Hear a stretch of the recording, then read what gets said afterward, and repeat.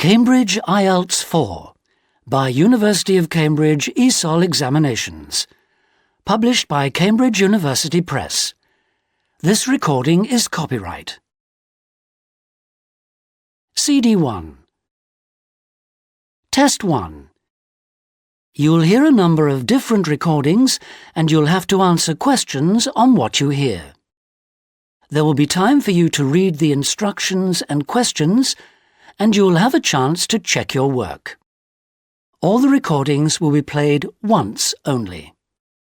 The test is in 4 sections.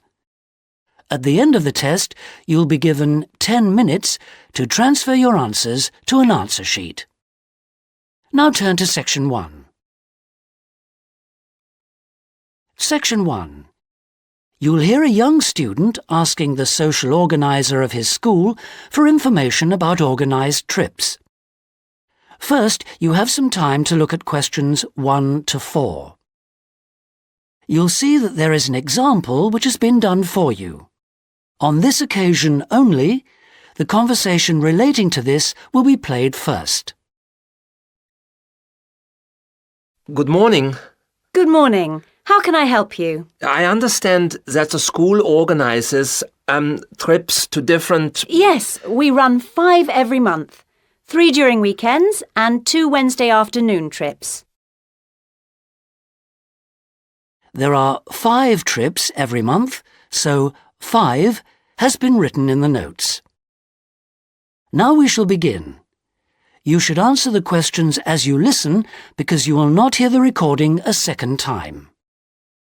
Listen carefully and answer questions 1 to 4. Good morning. Good morning. How can I help you? I understand that the school organizes trips to different... Yes, we run 5 every month. 3 during weekends and 2 Wednesday afternoon trips. What sort of places? Well, obviously it varies, but always places of historical interest, and also which offer a variety of shopping because our students always ask about that. And then we go for ones where we know there are guided tours because this gives a good focus for the visit. Do you travel far?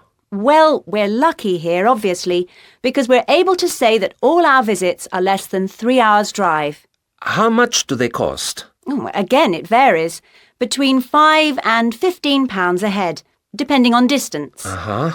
Oh, and we do offer to arrange special trips if, there are more than 12 people. Oh, right. I'll keep that in mind. And what are the times normally? We try to keep it pretty fixed so that students get to know the pattern.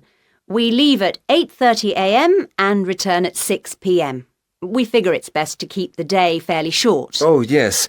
And how do we reserve a place? You sign your name on the notice board. Do you know where it is? I saw it this morning. And we do ask that you sign up 3 days in advance, so we know we've got enough people interested to run it, and we can cancel if necessary, with full refund, of course. That's fine, thanks. Before you hear the rest of the conversation, you have some time to look at questions 5 to 10. Now listen and answer questions 5 to 10. And what visits are planned for this term? Right, well, I'm afraid the schedule hasn't been printed out yet, but we have confirmed the dates and planned the optional extra visits, which you can also book in advance if you want to. Oh, that's all right. If you can just give some idea of the weekend ones, so I can, work out when to see friends, etc. Oh, sure. Well, the first one is St Ives. That's on the 13th of February, and we'll have only 16 places available, because we're going by minibus. And that's a day in town with the optional extra of visiting the Hepworth Museum. All right, yeah, that sounds good. Then there's a London trip on the 16th of February, and we'll be taking a medium-sized coach, so there'll be 45 places on that. And let's see, the optional extra is the Tower of London. Oh, I've already been there. After that, there's Bristol on the 3rd of March. Where? Bristol. Bristol. Okay. That's in a different minibus with 18 places available. Oh, and the optional extra is a visit to the SS Great Britain. Okay. We're going to Salisbury on the 18th of March, and that's always a popular one because the optional extra is Stonehenge. So we're taking the large coach with 50 seats. Oh, good. And then the last one is to Bath on the 23rd of March. Oh, yes. Is Bath the Roman city? Yes, that's right. And that's in the 16-seater minibus. And where's the optional visit? It's to the American Museum. Well worth a visit. Okay, well, that's great. Thanks for all that. My pleasure. Oh, by the way, if you want more information about any of the trips, have a look in the student newspaper. Okay. Or have a word with my assistant. Her name is Jane Yentob. That's Yentob. Right, I've got that. Thank you very much for all your help. You're very welcome. I hope you enjoy the trips. That is the end of section 1. You now have half a minute to check your answers. Section 2. You'll hear a tour guide giving a talk about a museum centre called Riverside Industrial Village. First, you have some time to look at questions 11 to 13. Now listen carefully and answer questions 11 to 13. Good afternoon, everybody, and welcome to Riverside Industrial Village. To start your visit, I'm just going to give you a brief account of the history of the museum before letting you roam about on your own. I won't keep you long, OK? Now, from where we're standing, you've got a good view of the river over there. And it was because of this fast-flowing water that this site was a natural place for manufacturing works. The water and the availability of raw materials in the area like minerals and iron ore, and also the abundance of local fuels like coal and firewood, all made this site suitable for industry from a very early time. Water was the main source of power for the early industries, and some of the water wheels were first established in the 12th century, would you believe? At that time, local craftsmen first built an iron forge just behind the village here on the bend in the river. By the 17th and 18th centuries, the region's rivers supported more than 160 water mills, and many of these continued to operate well into the 19th century. But then the steam engine was invented, and then the railways came, and the centres of industry were able to move away from the rivers and the countryside and into the towns. So industrial villages like this one became very rare. So, that's the history for you. If you'd like any more information, you can ask me some questions, or you can read further in our excellent guidebook. Before you hear the rest of the talk, you have some time to look at questions 14 to 20. Now listen and answer questions 14 to 20. Now, I'm going to give you a plan of the site, and I'd just like to point out where everything is, and then you can take a look at everything for yourself. I've already pointed out the river, which is on the left, and of course, running along the bottom is Woodside Road. Got it? OK. Now, we're standing at the entrance. See it at the bottom? And immediately to our right is the ticket office. You won't need that, because you've got your group booking, but just past it are the toilets. Always good to know where they are. In front of us is the car park, as you can see, and to the left, by the entry gate, is the gift shop. That's where you can get copies of the guide, like this one here. Now, beyond the car park, all the buildings are arranged in a half circle with a yard in the middle.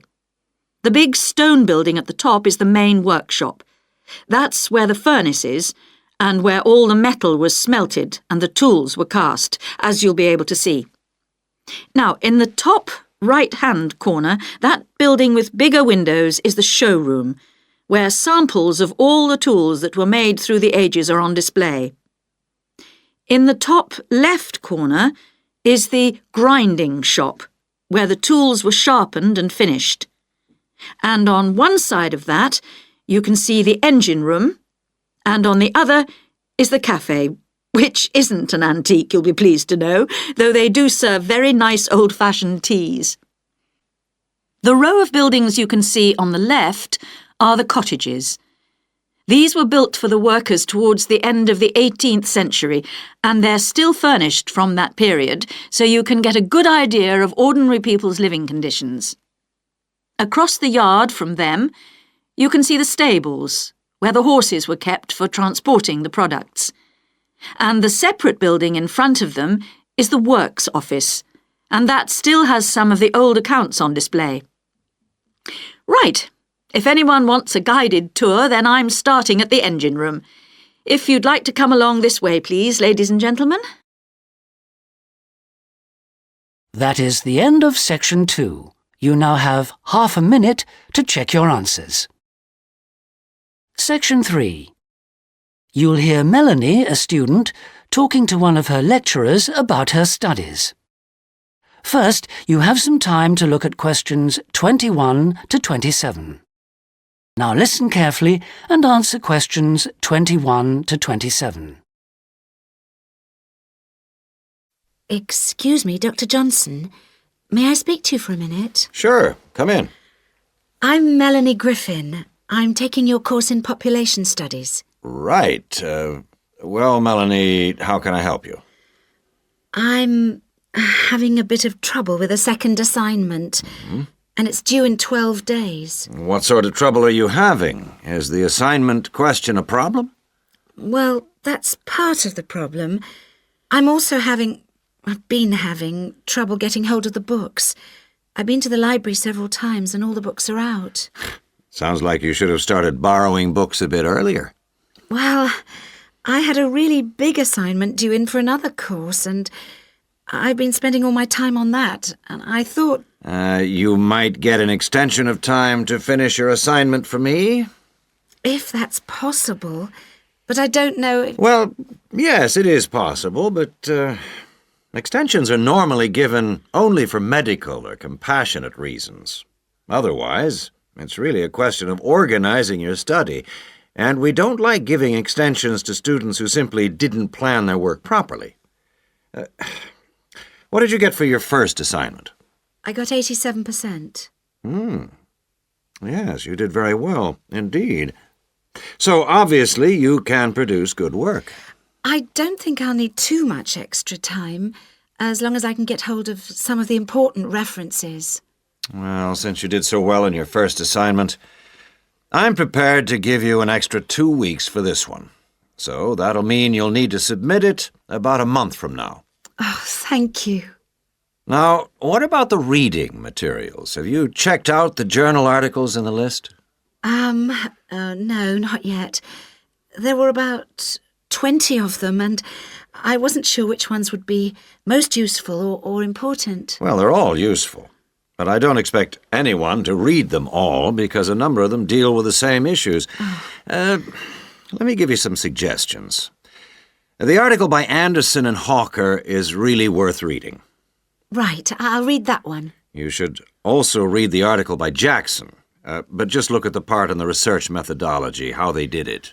Okay, Jackson. Got that. And if you have time, the one by Roberts says very relevant things, although it's not essential. So, okay, if it's useful, I'll try and read that one. Now, the one by Morris, I wouldn't bother with that at this stage if I were you. Okay, I won't bother with Morris. Oh, now, someone told me the article by Cooper is important. Well, yes, in a way. But just look at the last part, where he discusses the research results. And lastly, there's Forster. I can't think why I included that one. It's not bad, and could be of some help, but not that much. Before you hear the rest of the conversation, you have some time to look at questions 28 to 30. Now listen and answer questions 28 to 30. Now, let's deal with the assignment question. What's the problem there? It's the graph on page 2. What seems to be the problem? It's just the bar graph showing reasons why people change where they live. Well, I've got a photocopy, but the reasons at the bottom are missing. Ah, okay. Look at the first bar on the graph. Now, that indicates the number of people who move because they want more space. Oh, I see. Bar 1.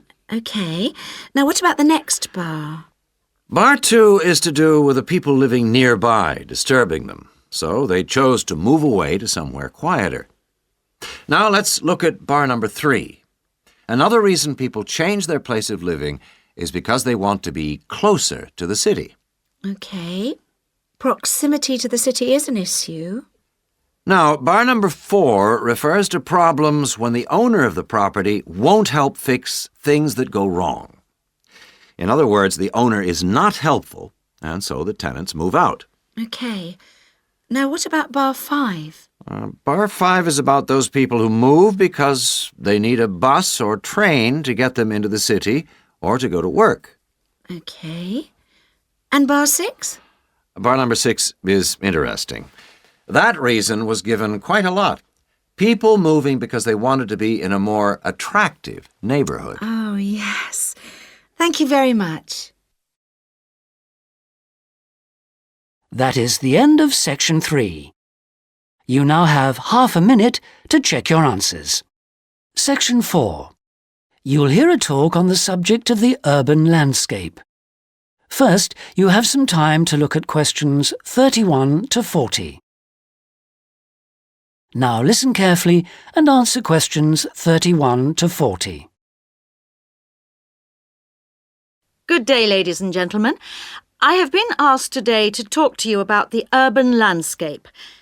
There are 2 major areas that I will focus on in my talk: how vegetation can have a significant effect on urban climate, and how we can better plan our cities using trees to provide a more comfortable environment for us to live in. Trees can have a significant impact on our cities. They can make a city as a whole a bit less windy, or a bit more windy if that's what you want. They can make it a bit cooler if it's a hot summer day in an Australian city, or they can make it a bit more humid if it's a dry inland city. On the local scale, that is in particular areas within the city, trees can make the local area more shady, cooler, more humid and much less windy. In fact, trees, and planting of various kinds, can be used to make city streets actually less dangerous in particular areas. How do trees do all that, you ask? Well, the main difference between a tree and a building is a tree has got an internal mechanism to keep the temperature regulated. It evaporates water through its leaves, and that means that the temperature of the leaves is never very far from our own body temperature. The temperature of a building surface on a hot sunny day can easily be 20 degrees more than our temperature. Trees, on the other hand, remain cooler than buildings because they sweat. This means that they can humidify the air and cool it, a property which can be exploited to improve the local climate.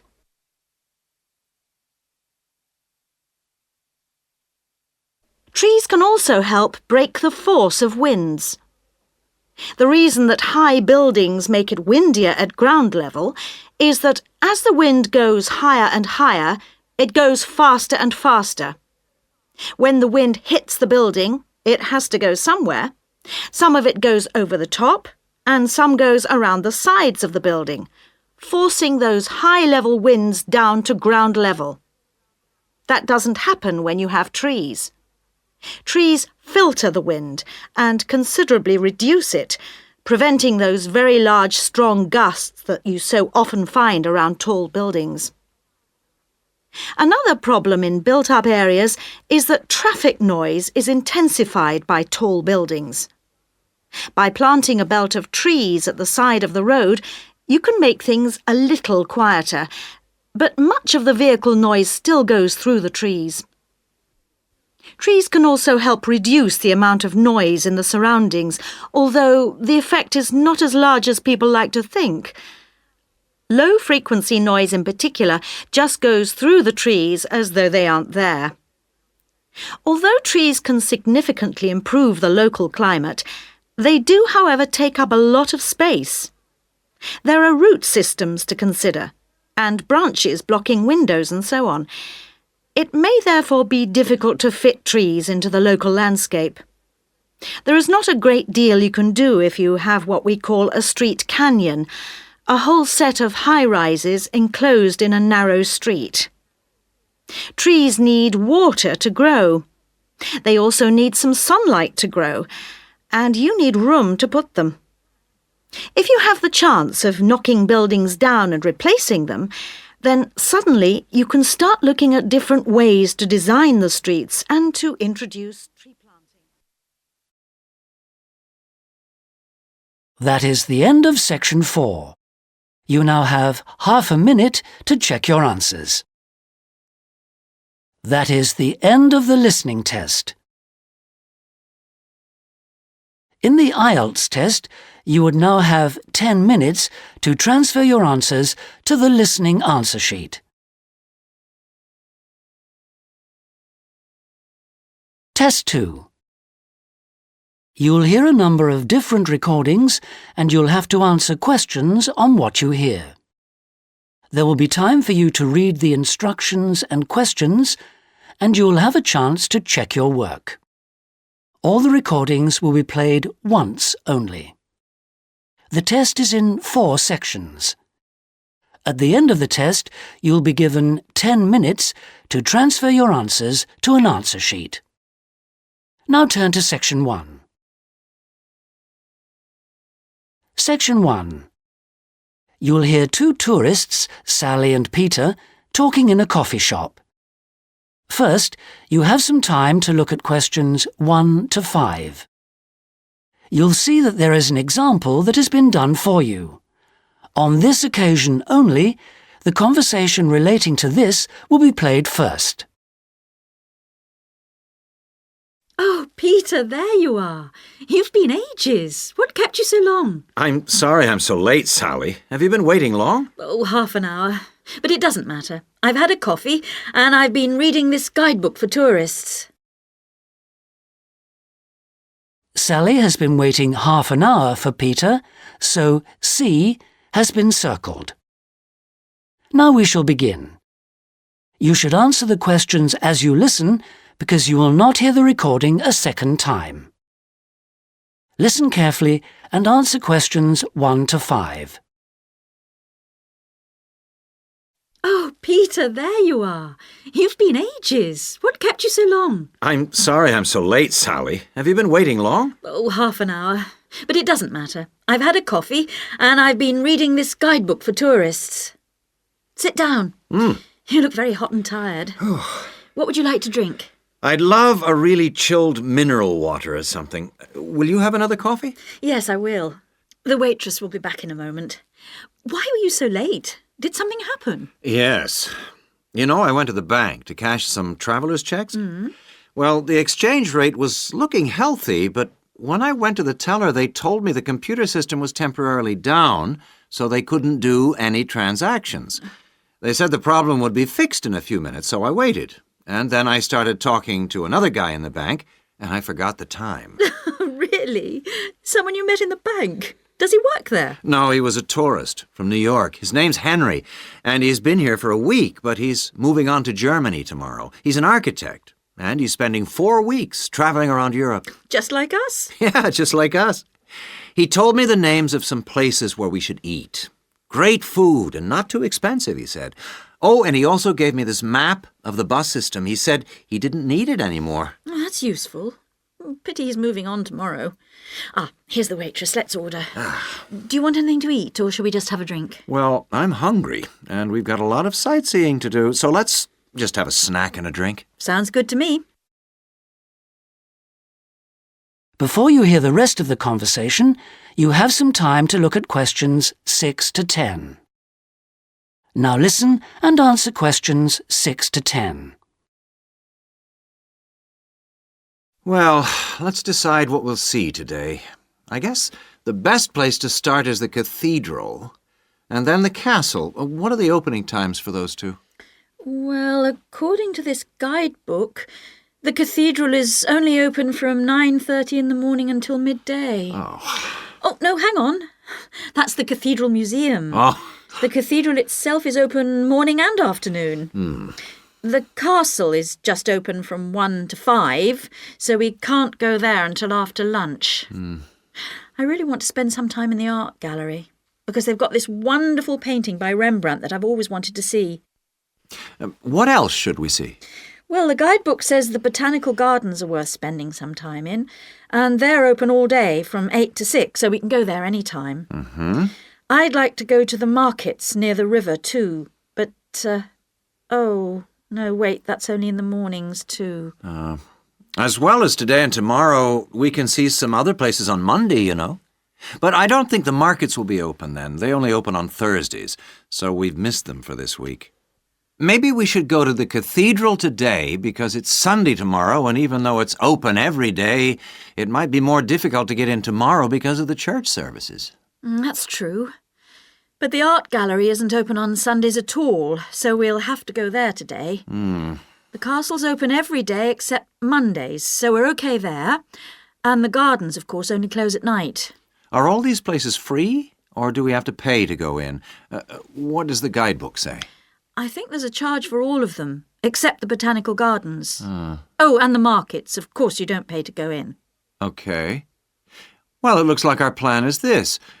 We'll go to see the painting you like first, the Rembrandt, then have lunch and go on to the castle after that, and then the cathedral. Okay. It says here that the roof of the cathedral is really beautiful. Is that right? What I really want to do at the cathedral is climb the tower. The view is supposed to be spectacular.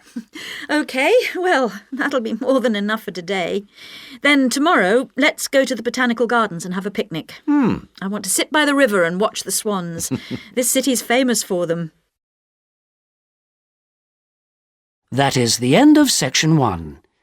You now have half a minute to check your answers. Section 2. You'll hear part of a talk given by an international student counsellor speaking to a group of overseas students during their orientation week. First, you have some time to look at questions 11 to 14. Now listen carefully and answer questions 11 to 14. So the counselling services we offer deal with any problems arising from your studies or in your life outside the university. Let's take academic counselling. If you're confused about subjects or how to combine them in your degree, then we can advise you and discuss the career you are aiming for so that you can see it all in context. We can also chase up your tutor if you're not getting proper feedback on how you are getting on in your subject. Besides help with academic problems, you may also need personal counselling. If you think you're already under stress, well, just wait till classes begin next week. You'll have to start adjusting to teaching and learning methods that may be unfamiliar to you, as well as the mounting pressure as the deadline for that first assignment creeps up on you. And, of course, you have to cope with all this without your usual social network. You know, the social contacts, family and friends you could normally rely on for help. All of this causes anxiety. Studying overseas can trigger a personal crisis. You may have left a lot of what you might call unfinished business back in your own country. Or you may have interrupted personal relationships or even sometimes have broken them off to come overseas. And so the student often feels lonely, unhappy, unmotivated, and unable to concentrate on studying. Or there may be other things bothering you. Our resident chaplain can offer you spiritual guidance if that's what you want, or we can put you in touch with community groups that can provide you with social contacts and friendship. Before you hear the rest of the talk, you have some time to look at questions 15 to 20. Now listen and answer questions 15 to 20. What about exam stress? It affects nearly everyone to some extent, but especially overseas students like yourselves. There may be a huge amount of family pressure on you to succeed. And if you fail a subject or drop out of a course because it's too difficult, then your self-esteem can suffer. But it's not the end of the world if you don't pass an exam. I had to resit first-year anthropology, so I can certainly offer you a sympathetic ear. Anyway, exam failure can lead to worrying changes in the way you normally behave. You may also be off your food. Or you may have dietary problems because the local food is not to your liking and upsets you, and this can affect your health and studies. Glenda Roberts is our dietitian in the health service, and we can put you on to her. And we all have money problems, don't we? But remember, full-time students can get a low-interest loan of up to $600 to buy books and for similar study-related expenses. That's right. And you can get double that amount if you can't afford an item of equipment you need for your course, a musical instrument, for example. And it doesn't stop there. When you move into a flat, starting up expenses, including furniture for it, can be covered by a loan through the welfare service. See Jill Freeman for details. Can we help you? Well, last academic year, in spite of staff cuts, we counseled 240 international students for a total of 2,600 hours counseling. And finally, we won all but just one of the 12 appeals that we launched on behalf of students. Not too bad for an understaffed service, don't you think? That's all from me. Thank you. That is the end of Section 2. You now have half a minute to check your answers. Section 3. You'll hear 3 friends discussing an assignment they're going to work on together. First, you have some time to look at questions 21 to 26. Now listen carefully and answer questions 21 to 26. Oh, there you are, good. Sorry I'm a bit late. There was a long queue. So, have you worked out how to deal with this assignment then? Not yet. We've only been here a couple of minutes ourselves. Can you just remind me what the task is exactly? Well, there are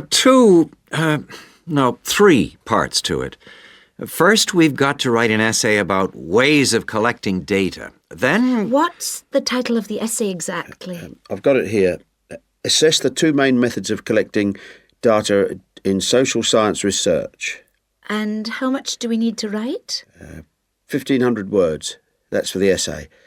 Then for the second part of the assignment, we have to choose one method of data collection and carry out a small-scale study, making appropriate use of the method chosen to gather data from at least 5 subjects.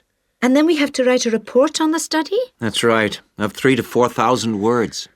Did you get as far as discussing which form of data collection we should go for? Questionnaire or interview, isn't it? Yeah, I think we should use a questionnaire. It'll be so much less time-consuming than organising interviews, I reckon. Once we've agreed on the wording of it, we only have to send it out and wait for the responses. Yes, I think it probably would be quicker. But what did that article he gave us last week say about the quality of data from questionnaires? I'm pretty sure it recommended questionnaires as a source of highly reliable data. As long as you design the questionnaire properly in the first place, the data will be fine. No, I'm sure it talked about drawbacks as well, didn't it? Something about the response rate and the problems you get if it's too low? Yeah, but we only need data from 5 subjects anyway. Oh, I suppose so. Another drawback I remember it mentioned was that questionnaire data tends not to reveal anything unexpected because it is limited to the questions fixed in advance by the researcher.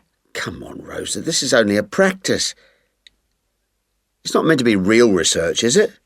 Well, not sure about that. Before you hear the rest of the conversation, you have some time to look at questions 27 to 30. Now listen and answer questions 27 to 30. Maybe I'd better go through the article again, just to be sure. Can you remember what it was called? Sample Surveys in Social Science Research, I think. By Mehta. Mehta? Yeah. And he also recommended a more recent book called Survey Research by Bell, I think. It's in that series published by London University.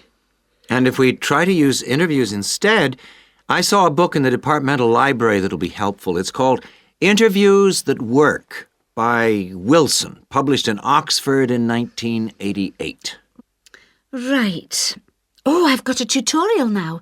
Can we meet up again later this week? What about Friday morning? Suits me. 11 o'clock? Fine. Before Friday, I think we should all look through the reading list. That is the end of section 3. You now have half a minute to check your answers. Section 4. You'll hear the beginning of one lecture in a series of lectures about crime. First, you have some time to look at questions 31 to 40. Now listen and answer questions 31 to 40.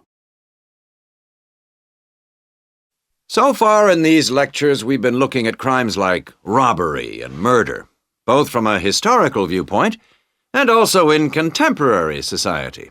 And we've seen that the preoccupation in Western society with crime and with lawlessness is part of a long and continuous tradition, rather than something which is new and unique to modern society. But over the past 70 years or so, there has been a massive increase in one type of crime, which is what's known as corporate crime. Corporate crime is crime which, as the name suggests, is connected with companies, with business organizations. It includes illegal acts of either individuals or a group within the company. But what is important is that these acts are normally in accordance with the goals of the company. They're for the good of the company rather than the individual. It's been defined as, quote, crime which is committed for the corporate organization, the company, not against it, unquote.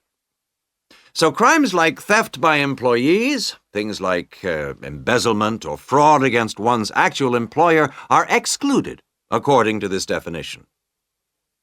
The employees may be involved, but they're acting in the first place for the company. They may not even realize they're committing a crime, or they may realize, but they feel it's excusable because it's policy, or because otherwise they may lose their jobs. So here really we're talking about the links between power and crime. Now this is one area that much less is generally known about than conventional or traditional crime. It has been relatively ignored by the mass media. For example, it tends to be underreported in comparison with conventional crime in news broadcasts, and in crime serials and films and so on. They very rarely deal with corporate crime. And it also tends to be ignored in academic circles. There's been far more research on conventional crime, and far more data is available. There are several reasons for this lack of interest in corporate crime compared with other types of crime. It's often very complex, whereas with conventional crime, it's usually possible to follow what's going on without specialist knowledge. As well as this, whereas conventional crime usually has a lot of human interest, corporate crime often has much less. The third reason, and possibly the most significant one, is that very often the victims are unaware. They think their misfortune is an accident, or that it's the fault of no one in particular. They're unaware that they've been victims of a crime. So when we look at the effects of corporate crime, we may find it's very difficult to assess the costs. But these costs can be very considerable in both their economic and social aspects.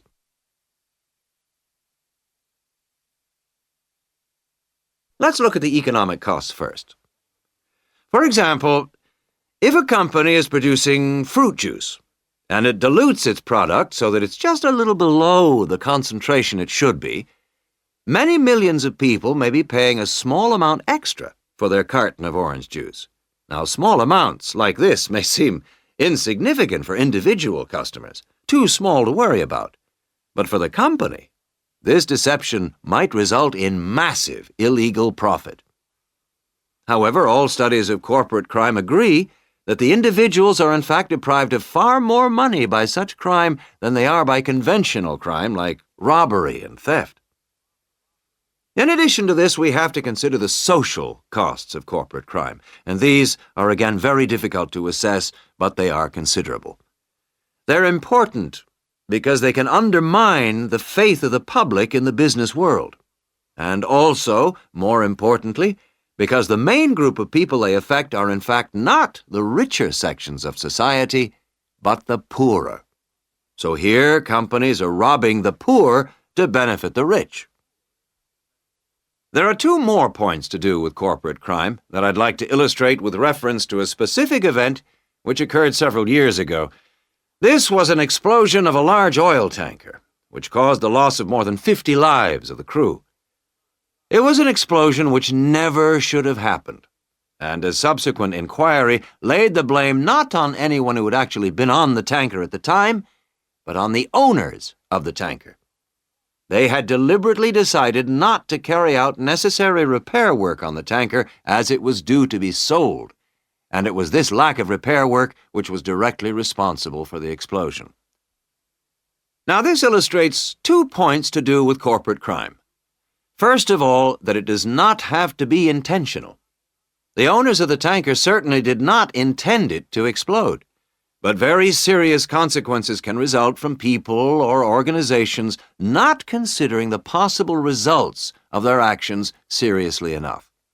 The main crime here was indifference to the human results, rather than actual intention to harm anyone, but that didn't make the results any less tragic.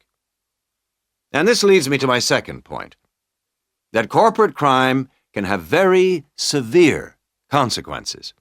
It's not just a matter of companies making bigger profits than they should do, but of events which may affect the lives of innocent people. And yet very often, companies, because they say they didn't intend to harm anyone, can avoid taking responsibility for the results of their actions, and that has been a very dangerous loophole in the law. Now, a further example of corporate crime was that That is the end of section 4. You now have half a minute to check your answers.